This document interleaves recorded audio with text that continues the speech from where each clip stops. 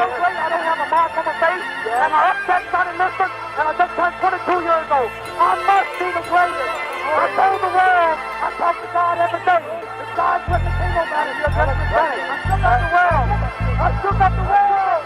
I shook up the world. I shook up the world. I said, can I be a legend? Search your soul and answer me this question. Do you think I have what it takes to be great, but still be humble and learn from my mistakes? Good night, everyone. Welcome back to your favorite sports show, none other than hashtag This Just In. I know it looks like an episode of the GreenBaje Podcast, but no, that is just my guys for the GreenBaje Podcast hopping in. If you haven't known them by now, I don't know which side each is on, but one is Ken, that is the Beige, the other is AJ, and that is the Green. Guys, welcome back. It has been too long. Thank you, sir. Glad to be here. Yeah, Justin, thanks for having us back. Can't wait to get started. And I hope y'all realize I brought y'all back when y'all teams won. And like when y'all first brought me on your show, I just want to put that out there. I hope y'all realize. That's all Ken. And I just want to throw Ken under the bus for that one, all right? That was all Ken. Thanks, man. Don't worry. Don't worry, that 41 jersey. We have Ken tonight. Packers also got the Arizona Cardinals on Thursday night. Best score 24-21. I'm sure every one of us watched that game. Ended the only unbeaten streak in the entire NFL and giving the Packers best record of 7-1, tied with the Rams, of course. And they have the longest winning streak at 7 straight victories, if memory serves me right. So as a man that handed me my only loss of the season, I'm going to start with you, Ken. Does that result mean that the Packers are right now the best team in the NFL? At this point, to me, it's a little bit difficult to say. It's a little early to say. We are 8 weeks into the season, and everyone was handing the Cardinals their flowers before this game occurred, with good reason. The Cardinals have been playing excellent football on both sides of the ball, and they didn't look fallible. All 3 phases of the game were working extremely well for them, and we expected that they should have been able to take care of Green Bay heading into this game, especially knowing that Davante Adams was not going to play. Alan Lazard was also out with COVID, and there was a question of if Marcel Valdes-Scantling was going to be back or not. And then, while it was rumored he was going to be back, then he was also out. Now, to overcome all of that is definitely impressive and something that we have to give the Packers credit for. However, I am not one that likes to hand out crowns after 8 weeks, especially now that we have an 18-week regular season. Nothing is won in October. So at this point, while we do have to give the Packers credit and say that they are one of the best teams in the NFL, and definitely at the, well, maybe not necessarily at the very top, because there are other teams and that we are going to get to later on that can be considered to be right up there with them. Yeah, they're definitely one of the class acts right now in the 2021 NFL season. I gotta say, it's fun to actually give me some credit. That was the whole plan, Ken. We could start AJ. We could end the show right now, lady. That was all they really wanted. But no, all jokes aside, AJ, after that result and the 7 straight wins, what are your views right now on these Green Bay Packers? Well, to answer the question, yes, I do think I love Ken's roundabout answer, but I'll be straight. Yes, I do think that the Packers are the team. Oh, AJ could come back on the show anytime now. Oh yeah, I do think so because first of all, I chose the Packers to win that game, right? I thought it seemed too blatantly obvious that the absence of Davante Adams and Alan Lazard would kind of like hedge everything in Arizona's favor. And in a short week, it just seemed like one of those kinds of games where Aaron Rodgers was going to pull something out and be able to win the game, right, for his team. And that's exactly what happened. We saw like vintage Randall Cobb. And I mean, to make a long story short, yes, I believe that I chose the Packers to win that game because I think that they still are that team. And with the record now, as you said, being 7 straight wins, after that week one embarrassment. I think that right now, yes, if I had to do a power ranking, like right now, the Packers would be number one after week 8. So yes, You up a graphic, AJ's power rankings. Once you have the Packers on top, of course. But yeah, after this week, of course, yes, yeah, definitely. And here's the funny thing, right? I'm going to actually lean more towards Ken's side of caution as a Packers fan, which is strange, right? I will reserve the right to say they're the best team in the NFL right now, and just say that they're the hottest team because obviously they've won 7 straight games. And I will also say they're the most resilient one because, as y'all mentioned, and a lot of people outside of the organization, not like I'm in the organization, but a lot of talk was mentioned of, Devontae Adams not playing, Marquez Valdes-Scantling not playing, Allen Lazard not playing because those are Aaron Rodgers' pass catchers. Not realizing in total, the Packers are missing 8 starters, 4 on either side of the ball, 5 and 3. And not just 8 starters that they were missing, but they're missing 4 all-pro players. And I'll go through the list for you. And these are not just, fly-by-night positions.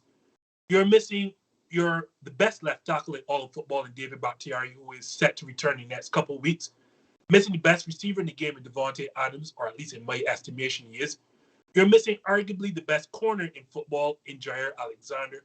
And you're missing another all-pro pass rusher in Zadarius Smith.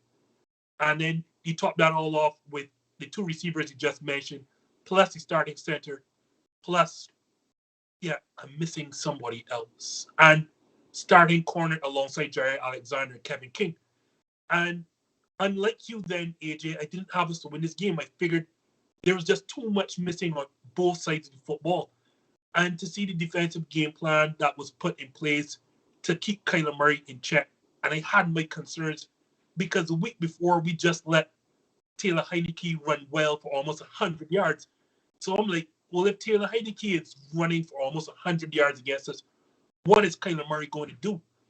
And for you not to have your best pass rusher in the game and keeping Devondre Campbell in as a spike and keeping what I think Kyler Murray didn't even have 35 yards rushing in that game and holding them to 21 points, 7 at the half. I thought it was impressive considering what we were missing on both sides of the football. But like Ken, I'm not ready to crown them yet because nothing tells me they're better than the Rams as yet. And we're going to get into why I think the Rams may be the best team in all of football just shortly. We still don't really match up that greatly with Tampa Bay, but that defense, as we also found out and we're going to get to, is not the same as it was late last season. And here's a shocker note for y'all guys as a Packers fan. I shouldn't be saying this. I think right now on both sides of football and what I especially watched yesterday, you can't look past the Dallas Cowboys in this division anymore. Like that is a really, really, really good football team that just beat a competitive Minnesota Vikings team in Minnesota without Dak Prescott, who in my estimation is an MVP candidate. Ken, I'll let you jump in here. So it's interesting that you would make reference to like the Rams and the Dallas Cowboys. I'll talk about the Cowboys first. I'll cover the Cowboys so AJ doesn't have to because he's down in Texas right now. The last thing we want him to do is to walk out of his apartment and somebody pull him up because of something he said about the Cowboys. Yeah, fear for my safety down here. Where the Cowboys are concerned, the Cowboys are extremely explosive on offense, but their defense is still just middling. Their defense, at points, it looks really, really good. But we saw last night that what's his name? Trayvon Diggs. He picked up an ankle injury late in that game. No, at that point, the game was pretty much won. Their quarterback was doing extremely well, and you did not see enough from Minnesota up until that point that I thought that Minnesota was going to come back and win that game. But with their corner, who has been playing as good as anybody else in football at any position, with him now hobbled, We now have to see what they have now on the rest of the back end. Their pass rush to me is okay. It's not great, and one of their main pass rushers, he's also out. Right now, they're still doing everything through Michael Parsons because you can't trust Sean Lee, who I think is injured again, and Leighton Van Der Esch. He's currently playing, but he's probably going to be out again in the next 2 or 3 weeks. So you can't trust the linebacking core of the Dallas Cowboys. Now to the Rams. And I know we're going to spend some more time on Rams, so I can just keep this one really, really short. But when you look at the records of these teams, especially coming out of the NFC West, the Rams and the Cardinals, they're both neck and neck because they both are sitting at 7-1. And this is no smoke and mirrors 7-1. Both of these teams have played great teams and they've beaten good teams. Both of them are only currently sitting on 1 loss. Well, when you take all of it in its totality, right now you still have to say the Cardinals are still going to be up there because of what they have done so far. We knew we couldn't ignore the Rams before they got to where they are right now, which is tied at the top of the NFC West. Your Packers, you're 7-1. And then when you start coming down through, okay, I personally was never on this repeat train for the Buccaneers. They're now 6-2 with their bye week coming up. And we can keep going down the list. There are lots of good teams in the NFC, especially that at this point it's a little difficult to crown any one of them because all of them have shown their fallibility at certain points in time. But what it does set us up for is that the next 9 weeks of NFC football are going to be incredible. So, AJ, do you want to hop in here before I transition to the next segment? Is there something you want to add? No, I mean, I understand Ken's points, but if we're looking at right now, I still feel that at this point, that win over the Cardinals, and you know what, it could be that I'm on a high because I chose the Packers to win that game, but just looking at this current moment, I just still believe. Let me just make this short. I still believe that right now, like I said, if I had to make power rankings right now, I would put the Packers ahead of the Rams, ahead of the Cardinals, obviously because they just beat them, and well, obviously the Bucks and whoever else there is in the entire NFL. The Packers right now, I think that win for me kind of cements them as the team right now. So you would put the Packers on your top of your power rankings, even although we just found out and the news broke this morning that the Rams have traded a 2nd-round pick and a 3rd-round pick to acquire 8-time Pro Bowler and pass rusher Von Miller. I mean, it's like the Rams just don't care about their draft picks, but who needs those, right? So I'll start with you then, AJ, because you do have my Packers at top of your power rankings. Do you think the acquisition of Von Miller currently pushes the Rams as Super Bowl favorites? You know what? I like the move, especially for all parties involved. I think it makes sense from the Broncos to free up some cap space for Von Miller. He gets to be in a competitive team for the Rams. It does help to strengthen their defense. But me personally, despite all of that, I'm not as high on this move as probably the rest of the world is. I don't think that it makes them Super Bowl favorites. I think I feel about the Rams the same way I felt prior to this move. Von Miller is who he is. You listed some of his credentials: Super Bowl winner, Super Bowl MVP, and all of that. But Von Miller missed the entire season last year, coming off due to an injury. He's already missed a couple of games this season. I'm not saying that his talent won't make the Rams defense better, but it just doesn't. His acquisition to me doesn't push them over the edge. Like I said, I still feel the same way about the Rams I do. I think they were still a very strong, very competitive team who I expect to make the postseason and should be going on a deep playoff run. But this acquisition of Von Miller to that defense, to this team, it doesn't fill me with as much hope as it probably would have 2 or 3 seasons ago. Von Miller coming over to LA vaults him above everyone else in the NFC, or is it much the same? Is Von Miller too old and washed to be that guy that puts him over the top. So I don't think Von Miller is old, and I don't think Von Miller is washed.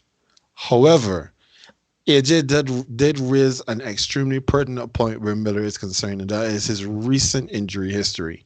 He had an ankle ligament injury, which took him out for the entirety of last season. He's injured his ankle. I wasn't able to confirm before the show started if it is the same ankle or if it's the opposite ankle that he hurt against the Browns. But the fact that he has another ankle injury is concerning. He missed the game that they had yesterday, but the expectation is that he should be healthy enough to play this coming week. So when I look at this move and the impact that it has for the Rams to me still had an above average pass rush, including Von Miller in that. No, it does boost it, yes, but I think it's an incremental boost as opposed to a team that didn't have any pass rush at all, and then you bring in a Von Miller to come and be your pass rush. But when I was doing my checks, they said that over the last like 3 or 4 seasons, discounting the injury season, the 2 highest rated pass rushers in the NFL were Aaron Donald at 1 and Von Miller at 2. And now you have both of those players on the same defensive line going after the quarterback. So now who do you double? It does create different opportunities and makes things happen differently now for that defense. Now, when I look at the Rams, I honestly would put the Rams right now as the team to beat in the NFC. And the reason why I would do that is because when you look at the Rams, where is the weakness of the Rams? In the past, we would have said that was Jared Goff. But Goff is no longer there. Matthew Stafford is playing at an extremely high level. 9 loves 10. Cooper Kupp right now is the leading wide receiver in the NFL. And Stafford has absolutely no problem with giving him the ball at every opportunity and let him go make plays. If there is some place that they may have a slight weakness is in the backfield. But Darrell Henderson Jr., he scored 2 touchdowns this week, 1 catching, 1 rushing. They also brought in Sony Michel from AJ's Patriots to help them out. And even though you might shake your head and roll your eyes, it means that Sony Michel is able to give them a competent backup for whenever they want to give Darrell Henderson an opportunity to catch his breath and bring him back in. You will still not be able to just completely discount the run because Darrell Henderson has gone off the field. So when you look throughout the entire Rams team from top to bottom, it's a little difficult to say that there is another team out there that is as complete as them. And that's why I put them at the top of the NFC and grudgingly say, yes, maybe they have the inside track for the Super Bowl from the NFC. I will say, I don't know favorites, but yeah, they probably are the most complete roster, as you said. The thing is, I do too think that Von Miller is obviously not the pass rusher he was when he won Super Bowl MVP. I don't even think he is top 5 or 6 pass rusher in the league right now. My thing is, he's just going to get better because of association. And by that I see, when you're playing an Aaron Donald, and the unsung hero of that line for me is Leonard Floyd. And I've known him from those days, those matchups against the Chicago Bears in the NFC North. No, it is a situation, obviously, you're going to double and you're going to chip Aaron Donald. And as quarterbacks will tell you, you will slide your lane towards that side.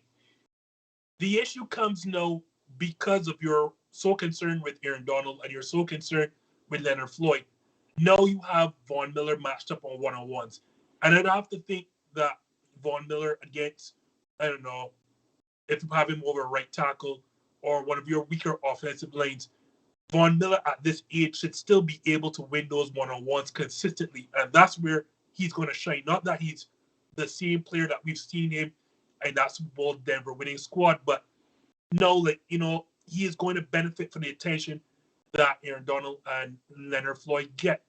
And the reason to me why that is so important when you look at the teams that you are potentially going to play in the NFC playoffs. Let's look at none other than, Ken's favorite team, Tampa Bay.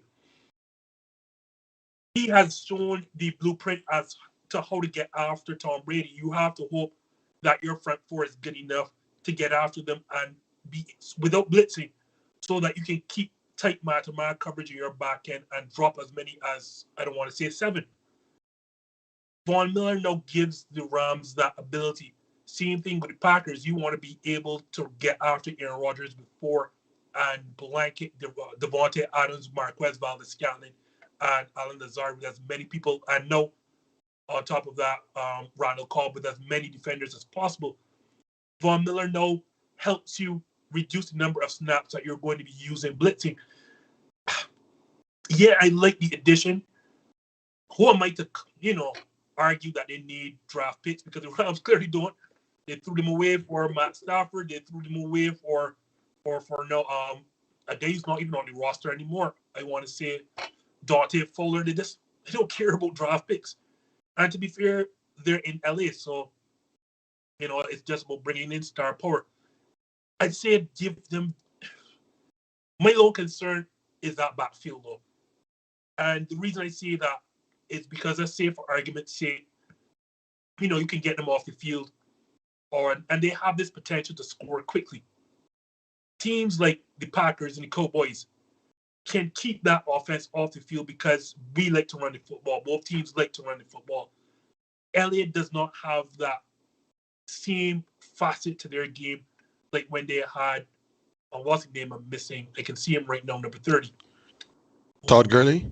They don't have that facet anymore to sustain, I want to see, lengthy drives or win time of possession battles against the Cowboys and against the Packers, who want to run the football first.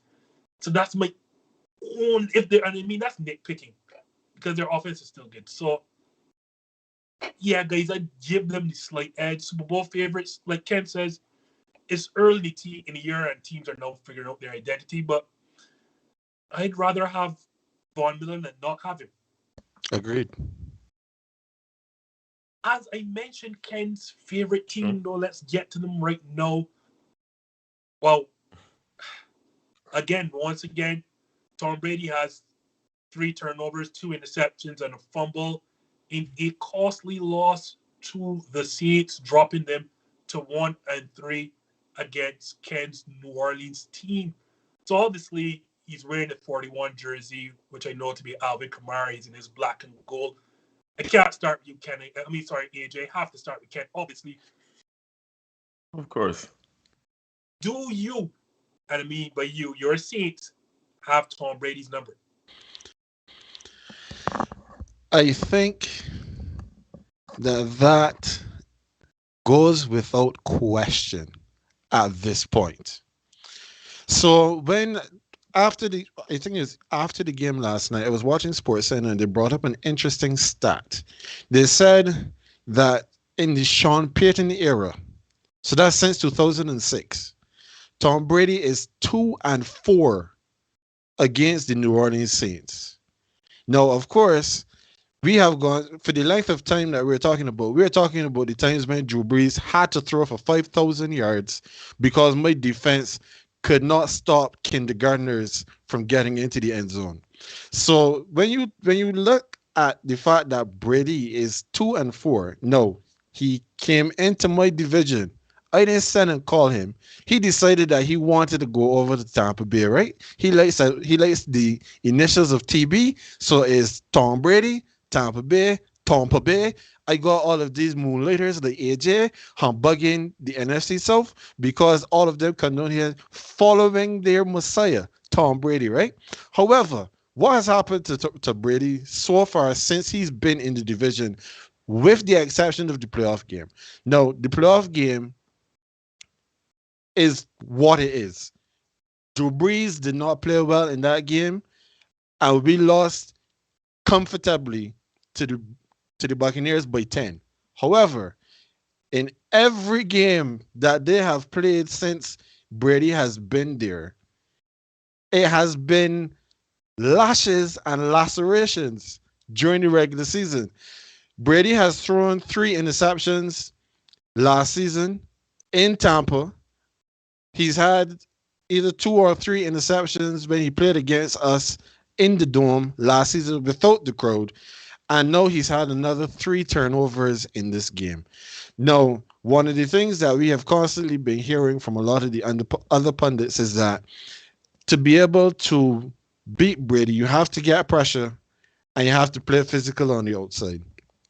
And that is what the Saints defense has been over the last 3 years, especially when you've been following or charting the decline of Drew Brees to the building up of the rest of the roster to compensate for his limitations. So when we go up against the Buccaneers, one person that you can almost immediately cross off of the depth chart is Mike Evans. Because we just stick Marshawn Lattimore on him and he suddenly becomes the non-factor. He did catch a touchdown last night, but I think he only had 2 or 3 receptions for the entire game. So really and truly, he was not a factor. And you know that when it comes time for the big players, especially, you're looking for the big receiver, and that is Mike Evans. Marshawn Lattimore takes care of him. Last night, when I was watching the game, Godwin was doing as he liked because he was going out, he was coming out of the slot, going up against Chauncey Gardner-Johnson, and was beating him every which way. But the Saints defense is not allowing anyone to run the ball, and Tampa Bay has not been very good running the ball this season. When you then have the locking down of the corners on the outside, it pushes Brady now into uncomfortable territory because he can't hit the quick passing game that he likes to do and that he's been so good at for the majority of his career. And then we have the pass rush that continually gets in his face and harasses him. And even though there was that period in the game between the third quarter and the middle of the fourth where their offense suddenly seemed to be unstoppable, and our offense wasn't doing anything to really do anything about what they were. We couldn't run the ball. We couldn't pass the ball. We were just giving it back to them and they were coming. Remember how that game ended? The game ended with first a pick six, which gave us the cushion that I thought we should have had from the time we were in the red zone before, and then 2 sacks on the last 2 plays of the game. So I will allow AJ to get in here and defend his boy. What we have seen so far, especially from Brady being in the NFC South, is that the Saints have his number. I wish the viewers could see AJ's eye rolling and face as Ken is going on, right? Like if this was like a normal podcast where you can see everybody, the viewers would be here having a blast at AJ's reaction. So without further ado, I'm going to let AJ jump in here because obviously as a New England Patriots fan, he has seen the best of Tom Brady. Same thing, AJ, do the Saints now have Tom Brady's number? First of all, right? Bravo, Ken. Bravo. Let me just allow for a few seconds that extended soliloquy to just creep into the minds of the listeners, right? The question is, do the Saints have Tom Brady's number? Heck no. What are you talking about, sir? You are. I know. And from the time Ken shared that rundown with me and I saw this question, I was like, I know this is why Justin brought us in. For sure. I know this is why Justin brought us here. Yeah. This was a setup. But I'm going to take the bait. No, they do not, sir. Ken conveniently mentioned that in the Sean Payton era, Tom Brady's 2-4 against the Saints. Tom Brady in his career is 4-4 again. In his career, 4-4 against the Saints. The one time he's played them in the playoffs, he not only beat them but went on to win the Super Bowl. I mean, I know you remember this. It happened just last year. It happened in 2020. I know this is fresh in your memory, sir, Mr. Griffith. So do they have his number? Oh, come on, really? Really, in his 1 year in the NFC, and Ken, listen, Justin, again, Ken, I'm pretty sure I may have mentioned this to you, but I will repeat it again for the sake of any listeners, right? Last year, when it was announced that Tom Brady was going to the Buccaneers, I told Ken, Ken and I had a conversation about this. I said, Ken, you're still going to win the division, right? You may get the better of them in the regular season. This is your division. You have Drew Brees. You're a like this team is already set in that division. I told him, Ken, stop me when I'm wrong here. And I told him, if you meet the Buccaneers in the postseason, you are going home. Anyone remember what happened there? Anyone remember what happened? I do. I'm sure Ken does as well, but indeed, they lost by double digits. Thank you. I know we're sitting here asking a question, and Ken is really going to try to sit in front of two other grown men and suggest that his Saints have Tom Brady's number after they beat him last year to win a Super Bowl in Tom Brady's 1 year of his 20, won his one season in the NFC. When the game that really mattered, when Drew Brees, as usual, did not show up. And now here we are. Oh, good grief. This is not my part of the show. Huh? Y'all continue on. I will say... Listen. No, sorry. Let me just wrap this up with one neat sentence. Just one neat. Just let me put a little bow on this. The New Orleans Saints do not have Tom Brady's number. He is the reigning Super Bowl champion after having defeated them on the way to that run last season. In his 20-year career, he is 500 against this team.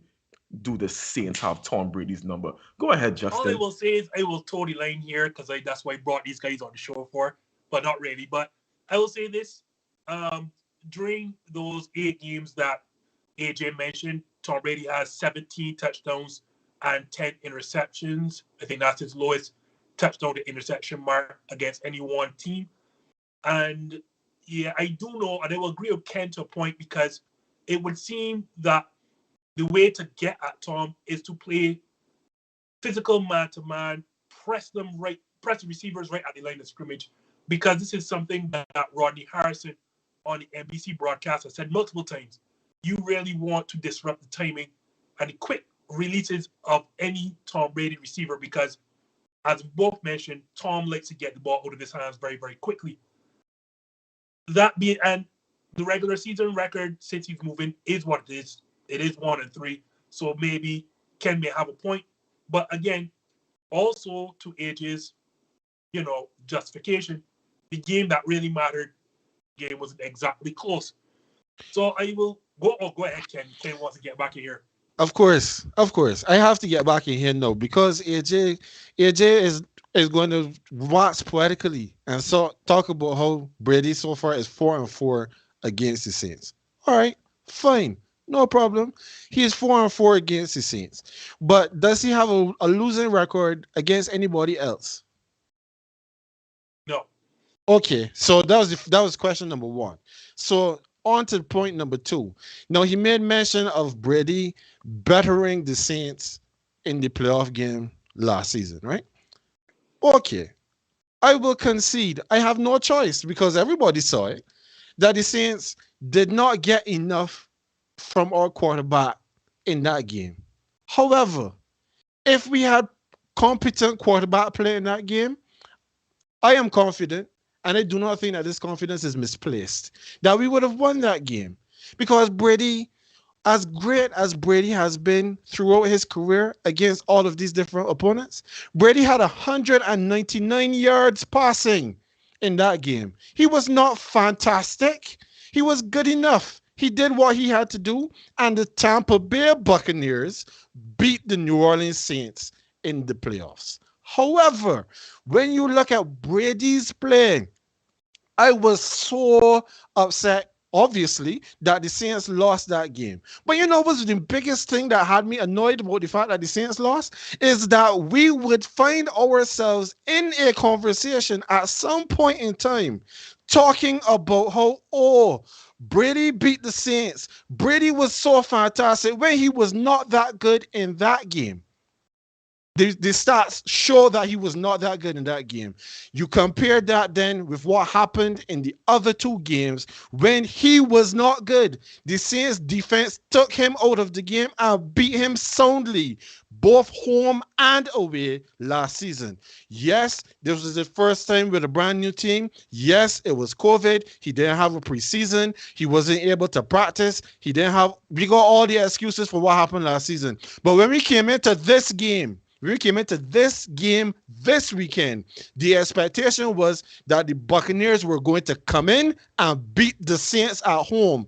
The Saints were a 5-point underdog going into that game. And for anybody who understands how point spreads work, you get 3 points just for being at home. So if you take the 3-point advantage for being at home, we were expected to lose by more than a touchdown. We were expected to lose this game by 8 points. And what happened? When we are able to get after Brady in the manner that we were able to do, not just this game, but last season, Brady looks more than mortal. We would be happy to play the Buccaneers again next weekend because what we have been able to see from the Saints defense, not just this season, but for the last 3 seasons coming up, this Saints defense is ready for what the Buccaneers especially are going to bring to the table. Yeah, you might have some issues with some other teams, especially teams that we can't lock down necessarily on 1 or 2 players and may be able to run the ball a little bit better than the Buccaneers, but the Saints aren't allowing anybody to rush the ball. So then it comes down now to Brady versus my secondary. And so far, for the 4 games that we've had, we've lost 1, but it has shown that my defense is ready for whatever TB12, that jersey that you got on, TB12 is going to bring when he comes up against the Saints. This is sickeningly sad. This is sickeningly sad. I love how you always gloss over the fact that Drew Brees does not perform. And Drew Brees is retired. And make excuses. Drew Brees is retired. No, sir. Don't tell me about Drew Brees in 2021. No, sir. You will let me speak. You will let me speak, sir. I had nothing to say. I just rolled my eyes. If you want to, you can go ahead and roll your eyes as I'm speaking. All I did was roll my eyes. I did not interrupt you. You will let me speak right now. You've made excuses time and time again for Drew Brees in the past. Because I'm going to go back to last year. I really don't care about a regular season win because in any case, like I said, he's 4-4. He's 500, and while it may not be his best record against a team because he has a winning record against most teams, that's fair. He still doesn't have a losing record against the Saints. And the game that counts, you mentioned the fact that he had only 199 yards. I just had to pull up the stats to make sure, right? He was 18 of 33, 199 yards, 2 touchdowns. He had no picks. This is the postseason game that we're talking about. The game that really mattered, the win or go home game. No picks. Your future Hall of Famer Drew Brees was 19 of 34. That's not much better than 18 of 33. 134 yards, a single score, and 3 picks. So you know what? For those viewing, Justin, you please, you would not know, but these guys are very close friends and they do share a podcast together. It may not look that way, but I can assure you they are very good friends and they do have their own podcast. Of course. These discussions don't go past it. Like we have these discussions here and then we're good. Like this is just all for the sake of, Anyhow, to get back to the argument at hand, the fact of the matter is Ken always makes these excuses for his Saints and Drew Brees, who can never, ever, ever get the job done. And I can't believe that we're sitting here and actually trying to find some kind of justification in all of Ken's diatribe that the Saints have Tom Brady's number when they really lost to him. And yes, the Bucs are a very good team now, so I'm not going to say that Tom Brady was the only factor, but he managed the game well enough last year. I'm talking about the postseason game, right? The NFC game. I'm talking about that game. He managed the game well enough. I don't want to hear about, if we had better quarterback play and all. Like the Bucs were a very good team. Otherwise. Tom Brady did what he had to do. Yes, the Saints defense even last year was very good, but he did what he had. He did not have a single pick in that game. Oh, sorry, you're not This finished. Go ahead. this is what No, go this right is ahead. no, Go no, right ahead, no, man. You can finish up right now. I'm just saying this is what counts. This is what counts because last year we had this conversation. Justin, we had this conversation, and I told him you will win the regular season games. You will finish at the top of your division, but come playoff time, that is when you will fall. If the Saints beat the Bucks again this year, bring us back and we'll have this Oh, conversation trust me, again. I will. Sorry, Ken, we are rolling for time, so you have to go in the next segment quickly because we still are on your seat. Because as much as you won the regular season, it came at a very, very, very costly price. I think we have seen, or by now we've all seen that your starting quarterback, Jameis Winston, was pulled down by a horse collar, and that resulted in him getting his ACL torn. And I think he has some MCL damage as well. So as the resident statesman, again, Ken, as much as we all saw Travis Simeon battle well and be competent in that victory, should Simeon continue to be your starting quarterback, or what should the Saints do about the play calling position? So the situation that we find ourselves in now is very reminiscent to what AJ was just mentioning. And I'm glad that you segued into it, right? Because that last conversation that we were having had absolutely nothing to do with my quarterback. It had nothing to do with Drew Brees. AJ decided to bring Brees into the equation because Brees played poorly. I said that Brees played poorly. I also said that he threw the interceptions and that our quarterback play was not good enough. No excuses were made. However, in this current situation, what we're looking at right now, to answer your question, first of all, I would say that Trevor Simeon has to be the starting quarterback going forward. It's not to say that Trevor Simeon is a fantastic quarterback. He is just above 500 for his career. But when we had the competition in the offseason between Jameis and Taysom Hill, I said multiple times on our show and other places that if Taysom Hill beat out Jameis Winston for my starting quarterback position, Jameis should have just gone ahead and retired.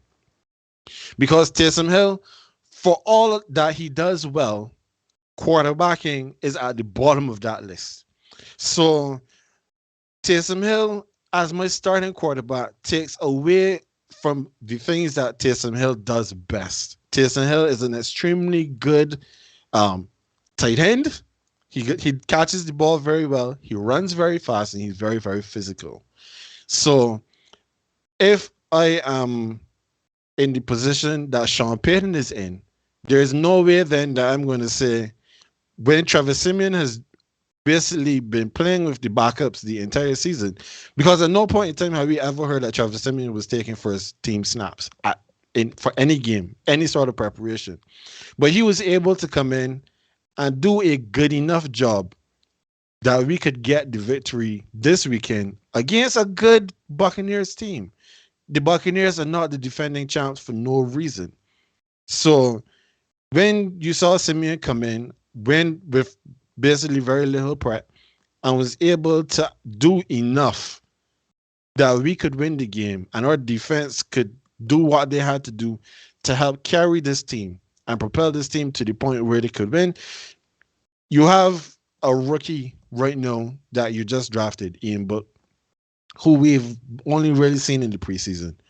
But you can play Taysom Hill in the Taysom Hill role, let Simeon be the starting quarterback, elevate Book to be the nominal backup, and then if something happens to Simeon, then if what you've seen from Book isn't enough, then you give Taysom Hill the reins to carry the offense and hope for the best.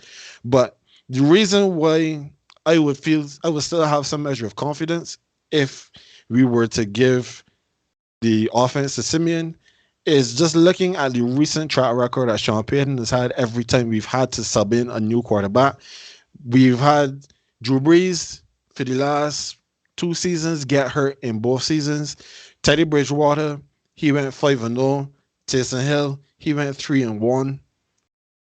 You've seen enough from Payton as a coach and a play caller that he can take over what they have. He can use their talents and go over whatever limitations they have to still win some games. So yes, I would say Simeon definitely should be my starting quarterback going forward. Same question. Should the Saints stick with Trevor Simeon at quarterback? I don't think, Neil, I'm thinking that, oh, yes, indeed. I think AJ dropped out, so hopefully we can get him back later in the cast without much situation going forward.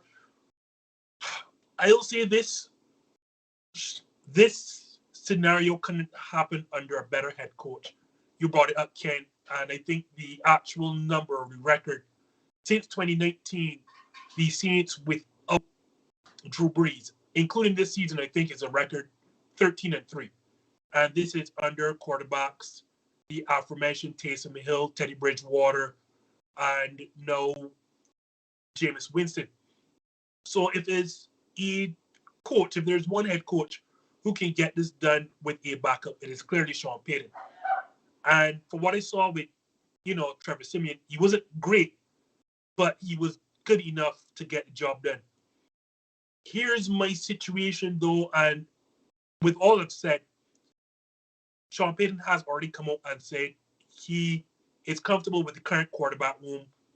He's not looking right now at a free agent to bring in, which is all fine and dandy. And, the problem is the Saints are only a half game behind the Buccaneers for the division lead. And it's going to feel like even less than a half game because you're one up on the Saints in terms of head-to-head, or one up on the Buccaneers in terms of head-to-head matchup. That being said, I think Ken, you should be looking at someone like a Philip Rivers, and I'll explain why. Yes, your coach is great at grooming backups to be ready for situations like this, but those are in short spans. Like we saw Teddy Bridgewater was in about 5 games, and also we saw situation. Jameis Winston is your starter, so you can't look at him as a backup anymore. But Trevor Simeon, this was a situation, a spot start. Like the Buccaneers were not prepared for this because obviously Jameis Winston was the guy who started and played into the first quarter. I don't know if Trevor Simeon can go the rest of the season. What? You're 5-2. That means you have 10 more games to play. Now that teams know that Trevor Simeon is a starter because he wasn't slated to start the game. Know that teams can game plan for what the Saints will bring with Trevor Simeon. And this is not me dumping shade on him. I've seen enough of him in Denver to know, or at least to question. I don't know how good the Saints or how the Saints can continue to win with Trevor Simeon as starter. So AJ, know that you're back. My solution was to look at somebody like Philip Rivers. And up to this week, Philip Rivers said he has for the last year been staying in shape just in case a situation like this, came about. Again, I don't know what Philip Rivers will look like now, but I have to believe going forward it is going to be better than Trevor Simeon because I've seen, yes, this game against the Buccaneers look good, but I've seen what Trevor Simeon looked like over an entire season with the Broncos. And that was not a good look at it. It wasn't for a lack of weapons because that was a Broncos team not too far removed from a Super Bowl victory. Mm-hmm. I am not sure. And is the best situation, is the best head coach, as I mentioned. I don't know a full 10 games left in the season. Trevor Simeon is that guy. And I'm with you, Ken, though, by the way. Taysom Hill, if you can list all of his attributes, quarterbacking is at the very bottom. There is a reason he could not beat up Jameis Winston.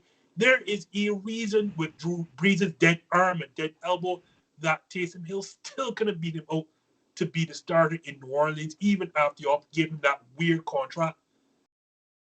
I have to believe that the quarterback that is going to take the playoffs, and you are sitting at 5-2. This is not a situation where you are 2-5 or 3-4 and you want to kick bucket for the rest of the season. You have a championship level defense, so I have to believe you are looking at least to get to the playoffs.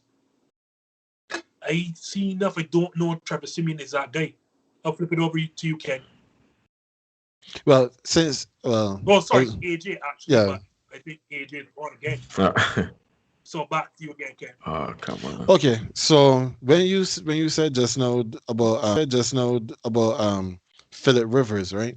My concern about bringing in not just necessarily Philip Rivers, but any quarterback at this point in time is that any quarterback who has not been in our building, who has not been dealing with our playbook and anything, they're now going to have to come and try to get themselves up to speed. And with the gadget plays and the different formations that we use and stuff like that, it puts us at a disadvantage trying to install a brand new quarterback halfway into the season.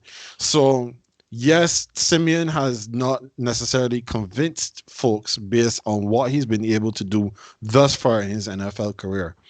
But I believe that Simeon is probably better than any quarterback that we can possibly bring in right now, not named Colin Kaepernick. Because Colin Kaepernick, when he was last in the NFL, looked like a legitimate starter. And every time we've seen him throw a ball since then, he still looks like he can play quarterback in the NFL. Philip Rivers, when he was last in the NFL with the Colts, he was not very good. Why am I going to then believe now that at this point in time, having been out of football now for a year or some, that he is going to come back now and suddenly be the savior? It's not the case to say that Philip Rivers was playing at the level of an Aaron Rodgers before he retired, because if he was playing at the level of Aaron Rodgers, he would not have retired. So why am I then going to say I'm not going to take that risk? As you said, with my championship level defense, I'm not going to take that risk with my below the mean receiving core and tight end position. And then I'm going to say Philip Rivers is going to be the guy to carry me to the promised land. No, I would rather just roll with Simeon. AJ, what about you? What do you think Ken C should do about the starting position at quarterback? Yeah, apologies. Skype just hasn't been cooperating for the last couple of minutes. But so when I came back in the previous time, Justin, you were actually making a point that I was going to make. That I think the win that Trevor Simeon was able to carry the Saints to victory, it had a lot more to do with the fact that the Bucks weren't prepared for him because he wasn't the starter, right? So they had, I mean, obviously, like, game tape from him at the Broncos is not going to be the same as the Saints. So there was that little, like, surprise factor in it, and he was able to grind out the win then. But I completely agree in that with 10 games left, I don't see Trevor Simeon as an answer. I'm actually pretty shocked that Ken is saying that he would roll with Simeon. I have, like you, Justin, I have seen nothing through Trevor Simeon's career, especially that time in Denver, to suggest that he's a starting quarterback at any team who is looking to make a Super Bowl run. Look, the way I see it, right? If the Saints could have players drawn up for Taysom Hill, give Cam a call. Give Cam a call. It wouldn't be the worst idea. At this point, you know, Jameis is done for the season. Like, have a proper quarterback. Like, I as much as I wasn't very high on Cam last season. I did try to be a little fair to him based on his situation with us last season. It wasn't ideal for him, and while he was not at his best, he still was able to be at least mildly productive. I know at this point it would be a big ask to bring a quarterback in at this point in time in the season. But honestly, I would take 50% of Cam Newton before 150% of Trevor Simeon as my quarterback, honestly. Well, speaking of huge injuries and losing people for the rest of the season, Tennessee Titans have got an even bigger blow than Ken's New Orleans Saints, because the guy who has led the league in rushing for the last 2 seasons, and this one included, is likely done for the season, and that is none other than Derrick Henry, who currently leads the league by almost 400 rushing yards. So, AJ, I'm going to start with you. Can the Titans survive without King Henry? Nope, nope. No, they cannot. No, they can. That's a short answer. I do not believe so. I think they've just lost their identity. Um, McNichols is who's the backup or whatever his name is, right? I don't think he's bad, but he's no Derrick Henry. Like honestly, no one in the league is a Derrick Henry. So at this point, I think they have lost some form of their identity. The RPOs and the that kind of play action is not going to be the same with whoever they have, even though they just today um, made a basically almost an acquisition of intent by bringing back AP. I'm still not convinced that this is the answer to their problems, not even in the short term. AP is who he is, and I think he can still give them a decent level of production. But in terms of for a team that's supposed to be, again, another team who is trying to make a deep playoff run and go all the way, I'm not convinced that they're going to do that without Derrick Henry. The wide receiving core has not been good. Julio Jones can't stay on the field. So I think like Henry, like I said, Henry was their identity. They've lost him, and I feel like they've lost it. That being their identity, and they may lose their way right now. Question, sorry, Ken. What do you expect the Titans to do now that Derrick Henry is likely lost for the season? So, as AJ made mention just now of the Titans bringing in Adrian Peterson, the Titans want to run the football.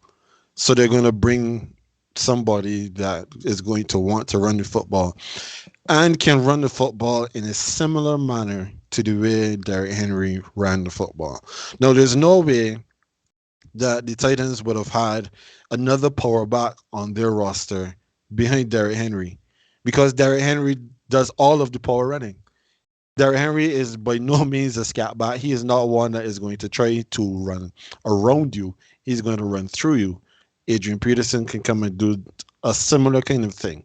Now, what they definitely have lost bringing in Adrian Peterson versus some other running back is that Adrian Peterson no longer has that home run speed that Derrick Henry had. So when he gets through when Derrick Henry got through the line and he got around the safety, there was no catching him. Adrian Peterson is not running away from anybody in whatever year this is for him. So that is going to be a problem. AJ made mention of the wide receiving core that they have, which has not been as it should have been or as it would have been expected. I can't even argue against that because AJ Brown has been pretty much catching everything for them. Julio has been in and out. He has gotten some production, some games, and then other games he was easily taken out of the game. They no longer have the tight end, John Smith, who is over with AJ's Patriots. And Ferkser, while he's expected to be serviceable, he has not really done that much. So it does really put them in a very difficult spot. The Titans now will have to find a completely different way to play the football game because they can no longer be that run first offense with their starting running, not just their starting running back, but their entire running back room currently on the shelf with Derrick Henry gone down. I still believe that the Titans can make the playoffs, even though they are now going to be missing their number one runner. But that is more as a result of looking at the rest of their division. AJ and I have been highly critical of the AFC South. Every single week we talked about them on our show.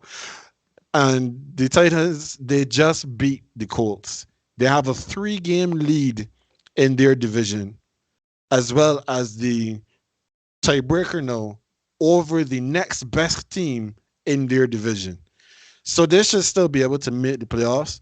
But right now, them sitting as the number one team in the AFC, that is only going to last as long as the football week is still going. That is going to change as of next week. And chances are, if the Colts can get their act together, maybe the Colts could pip them. But I believe that they should still probably end up somewhere around a wild card spot in the AFC. Well, unlike you, Ken, I don't have the Colts to pit them because not only do the Titans currently have a 3-game lead on those said Colts, but they've already swept them. So, but essentially, it is a 4-game lead, even though in the wins and loss column at 3, they already own the head-to-head tiebreaker. So for me, I do think just because of that, and they are playing in the AFC South and not the AFC North or the AFC West, I do think that the Titans will get into the playoffs as a division winner, as y'all mentioned, simply because of how bad the AFC South is. But I think AJ used the best word possible here, and it's identity. The Titans have lost their identity, and on both sides of the football, because the Titans are not a very well, or it's not a good unit on the defensive side of the football. But Derrick Henry allowed them to be that way simply because they're going to own time of possession for running the football, and their defense is not going to be out there as long as other teams' defense, namely the Kansas City Chiefs. So I'm just going to rattle off some numbers. Y'all talked about, non-quarterbacks. I think outside of Aaron Rodgers, and I'm not saying this just because of a Packers fan, but our identity, it really is in number 12. Outside of Aaron Rodgers, and I'm even including quarterbacks, no one player is so, I don't know, like no one team relies on one player as much as the Titans do with Derrick Henry. I think he is, it probably even is more than Aaron Rodgers and the Green Bay Packers. He is their identity. He makes up 36% of their offense as a running back, not a quarterback. He makes up 36% of that offense. He currently, through 7 games, or is it 8 games, has 937 yards. The next closest running back is almost 400 yards behind in Nick Chubb. He's leading the league with 10 touchdowns. But let me get to the real impact. AJ Brown has been having a phenomenal season. And that is all because teams are so afraid of Derrick Henry that they're loading the box with 9 and consistently leaving AJ Brown up there one-on-one. And y'all know how big and how strong he is. You're not going as a corner, going to win a one-on-one with AJ Brown down deep. That's just not going to happen. He's tall, he's huge, he's physical. He will high point you and beat you every single time. Y'all both mentioned that Julio Jones is always in and out of the lineup. I don't know why Titans fans thought that Julio Jones was going to tip the skills towards them. You mentioned again, this is a run-first team that relies so heavily on RPOs and play action. All of that comes because defenses are so worried about what Derrick Henry is going to do. Their identity is such, and I think this is the one time I'm going to quote Dan Orlovsky in a positive fashion on the show. He is such their identity that they know they were trailing 14-0 in that game against the Colts. And the Titans continue to hand off the football because they know what their football team is. They're not going to sit down and say all of a sudden, well, Ryan Tannehill dropped back 40 times. No, they trust Derrick Henry so much. And even if Derrick Henry starts slow, as Marcus Spears talked about, as a defensive lineman and a linebacker, there's only so much punishment you're going to take from a 6'4", 260-pound man that is running full speed at you. After a while, you're going to say, hell of that. I'm not touching that anymore. And not just his production, right? I'm going to show 2 facets of this that people really don't understand the Derrick Henry effect. I've seen Ryan Tannehill walk into the end zone untouched because all defenses shift when they think that Derrick Henry is going one side. I've seen it time and time again. He had in a game against us last season, the Green Bay Packers, he had this long, I want to say 50-yard touchdown run because everybody was focused and crashed in on Derrick Henry, and he just ran right out the backside, and it's like 50 or 60 yards. We couldn't get him. And secondly, it is the mystique of the man. This is a huge man. After a while, even if you're not getting hit, you're going to tell yourself, especially as a defensive back, you're going to look and think twice about tackling that guy.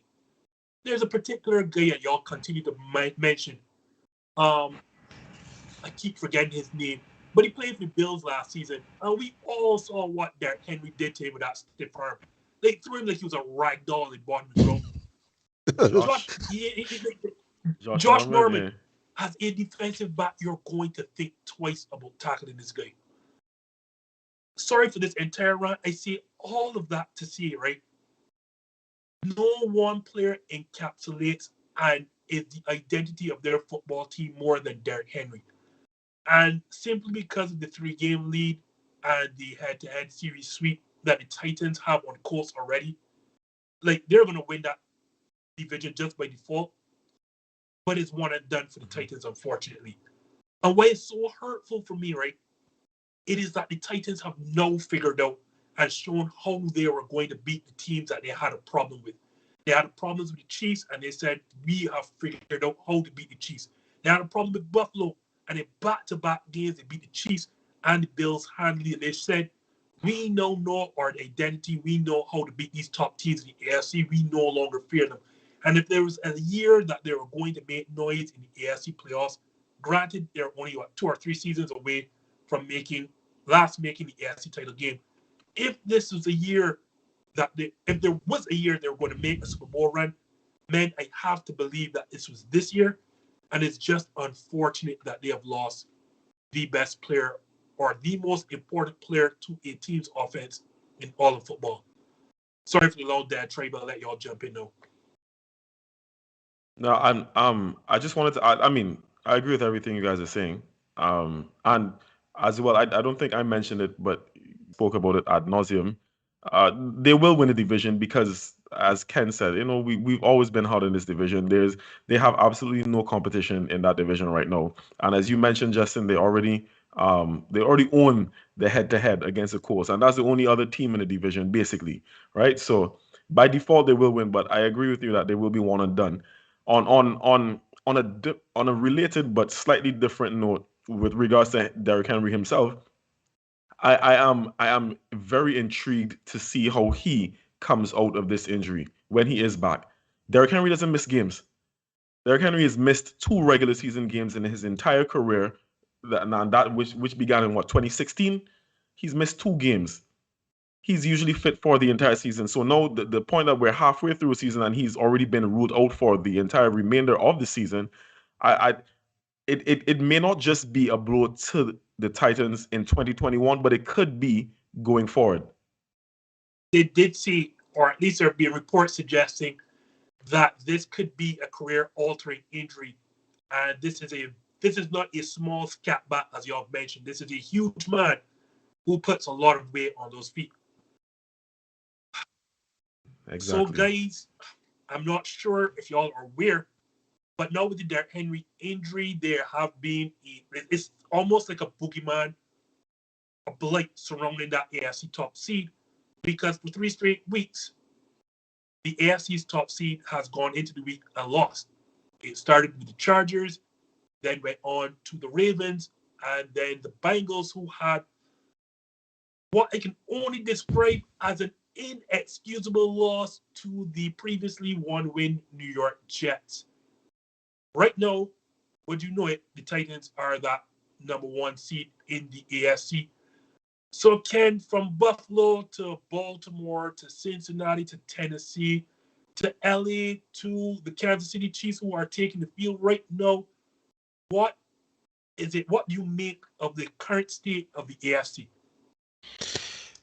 The AFC is not as open as it makes itself out to be. Because, yes, the number 1 seed has changed hands a number of times so far. But nobody expected that the LA Chargers were going to be the number 1 seed in the AFC. So the fact that they got there at all is, a feather in their cap. But we didn't expect that they were going to stay there. Because of how poor the rest of their division around them has been playing, they could somehow, luck themselves into winning that division this season. But they're not going to be the number 1 seed.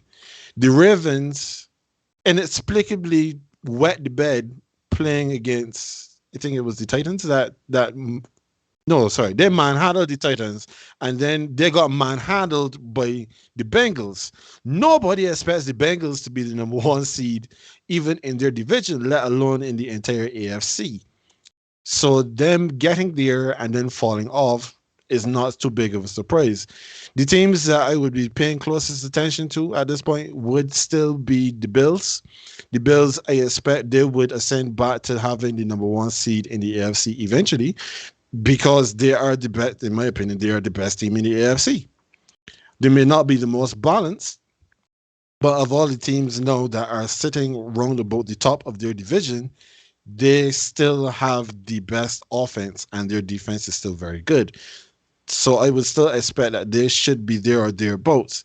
The Ravens are the only other team I see in the AFC that could possibly now get that number one spot because the Ravens, again, not necessarily the most balanced offense, but they have one of the best running offenses in the NFL. Lamar Jackson can throw the ball. He can pass the ball from the pocket. He still does have a similar Derrick Henry effect when he fakes a run and then pulls the defense in one way, which allows the running backs then to be more effective than probably they would be on another offense.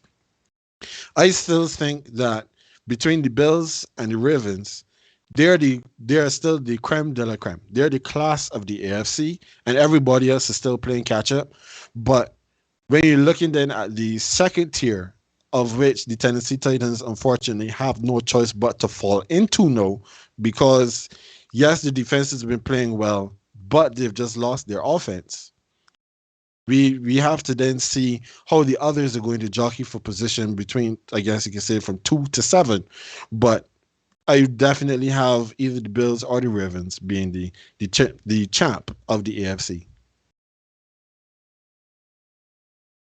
That is Buffalo and Baltimore the cream of the crop in the AFC, or do you see it somewhere else?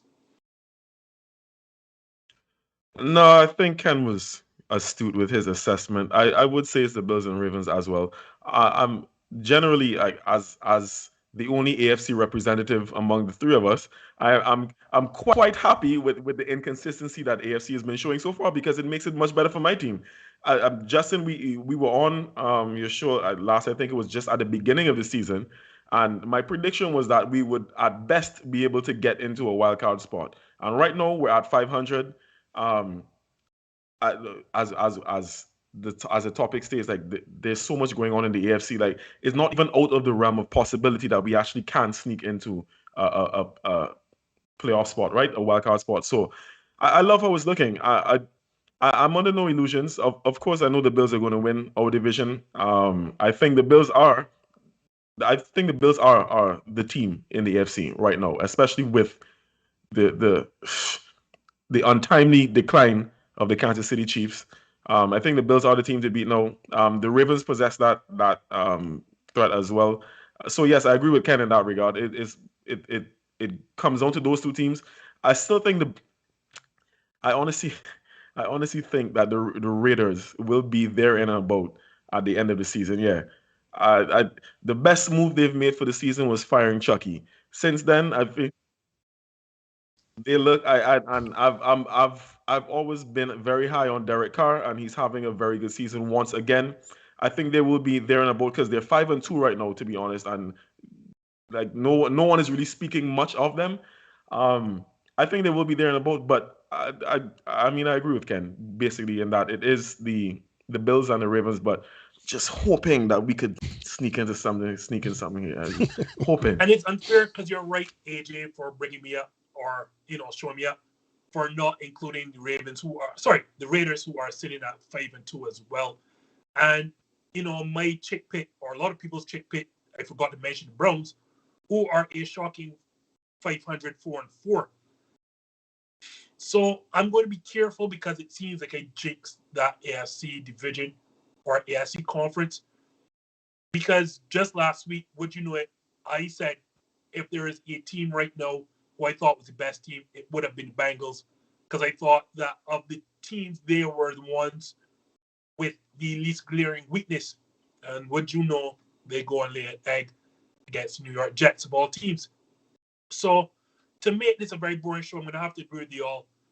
I'm going to have to stick with Buffalo and the team I predicted would win the AFC North and those Ravens because, and I forgot to mention during my diatribe of Derrick Henry, that other player, as Ken correctly said, who embodies and represents their team's identity is Lamar Jackson.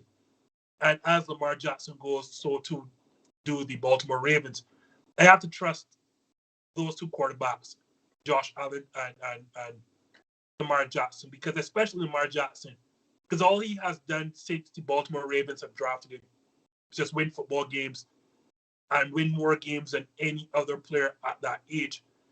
So yeah, guys, I'm going to have to go with you because when I look, the Chargers are a young team who are ahead of schedule and simply cannot stop the run. They can't. I am not sold on Las Vegas Raiders' ability to defend anything. They have been better at the pass rush, but I don't see enough still. We just mentioned, we just went on how the Titans have lost their entire identity with the injury of Derrick Henry. And the Browns, whether it be injury, and you all know I have said time and time again, Baker Mayfield is not that guy because whenever the Browns, or if the Browns do intend or eventually make the AFC playoff field, they will have the worst quarterback in the entire playoff field. There's no ifs, ands, and buts about it. Like, no matter how good the roster is, Baker Mayfield will be the worst quarterback in that AFC field. I'm going to have to go by quarterback strength. I don't know. There's an inside joke. These guys are laughing, so I'm going to let Ken jump in. Nah, Ken and I have had so many discussions on Baker, right? Because I'm higher on Baker than he is. I don't disagree with you. You're absolutely correct, but it's just I'm always willing to give Baker the benefit of the doubt. I don't think he's not the answer, but I don't think he is the question, basically. Which is fair, but so that's when you look at the field, yeah. You're going to be talking about Josh Allen. Oh no, of course. You're absolutely correct. Yeah, you're absolutely correct. You're absolutely correct. Those quarterbacks by a mile. Yeah. I can. No, one of the other things one of the other reasons, Justin, that we were laughing is that AJ and I think it was even before we started our show in January, we had a very animated, as you saw, we can have some animated conversations, right? We had a very animated conversation of Ryan Tannehill versus Baker Mayfield. So that you would make the comment now that the Browns getting to the playoffs, they will have the worst quarterback in the playoffs. It definitely goes in my favor and not in his. Yeah, I've forgotten that one. I've forgotten that one. You're right. I've forgotten that one. Josh Allen, Lamar Jackson, Justin Herbert, Derek Carr, Ryan Tannehill. You have to believe they're all better than Baker Mayfield. So, by that note, I'm going to have to trust the best quarterbacks in the division outside of Patrick Mahomes, and that means putting my faith in Josh Allen and Lamar Jackson. And speaking of Patrick Mahomes, yes, the Chiefs are on the field playing Monday night. I'm not going to ask you who's going to win this game because I have to believe, we all think Kansas City, for as bad as they are, not going to lose to the Giants. So before I let the GreenBaje guys jump out of here, thank you so much first for hopping on. But please, gentlemen, let the kind viewers know how to find you and what y'all have coming up next. So you can always find us on our GreenBaje show. We broadcast live on YouTube.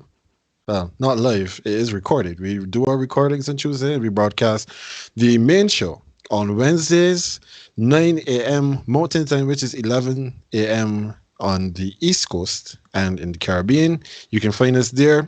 We also have our fantasy spot where we look and help you get prepared for your fantasy matchups every Thursday. Again, same time, 11 a.m. Eastern. We do a primetime pick'em where we pick the winners of the primetime games, Thursday night, the Sunday night, and the Monday night games. You can find that on both Twitter and Instagram at GreenBaje. And you can always find us there as well. Right now, I think with last night's victory for the Cowboys over the Vikings, I'm ahead of AJ again. So now Yeah, we will continue to be making our picks, and of course, we invite you to pick with us as the season progresses. So again, guys, thank you so much. And for those now hopping in or watching, that is the GreenBaje. Like, look for them on all socials, from Instagram to Twitter to wherever you listen to your favorite podcasts as well. So for AJ and Ken of the GreenBaje Podcast, I am the Justin of #ThisJustin. So thank you so much for watching, and come back here every Monday night at 7 p.m. Eastern. Good night, folks, and enjoy Monday Night Football. I don't have a mark on my face, and I upset Sonny Liston, and I just turned 22 years old. I must be the greatest. I told the world, I talk to God every day. If God's with me, ain't nobody here just the same. I still got the world. I still got the world. I still got the world. I said, can I be a legend? Search your soul and answer me this question. Do you think I have what it takes to be great, but still be humble and learn from my mistakes? Shit.